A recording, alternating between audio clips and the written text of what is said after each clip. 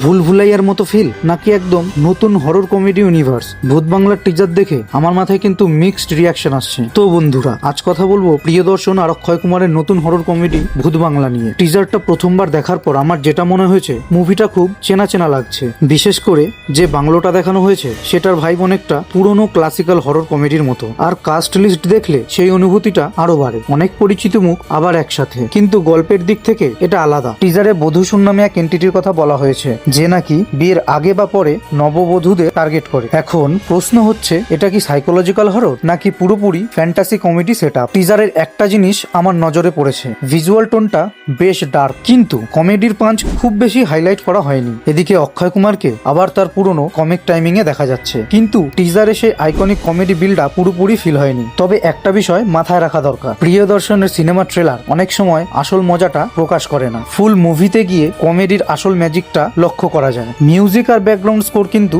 ভালো লেগেছে, সেটার মধ্যে একটা রহস্যময় ফিল আছে। আমার পার্সোনাল ওপিনিয়ন, টিজার খুব খারাপও না আবার অসাধারণও না। হয়তো আমরা একটু বেশি এক্সপেকটেশন নিয়ে বসে আছি, কারণ এই জুটি আগে যেসব কার্ড কমেডি দিয়েছে সেগুলো আজও রিওয়াজ ভ্যালু ধরে রেখেছে। আর একটা বড় ব্যাপার, এখন হরর কমেডি ক্যাটাগরিতে কম্পিটিশন অনেক বেশি, তাই এই সিনেমার উপর চাপ থাকবে দর্শকদের নতুন কিছু দেওয়া। তোমাদের কি মনে হয় টিজার দেখে? কমেন্টে জানাও। দেখা হবে পরের ভিডিওতে।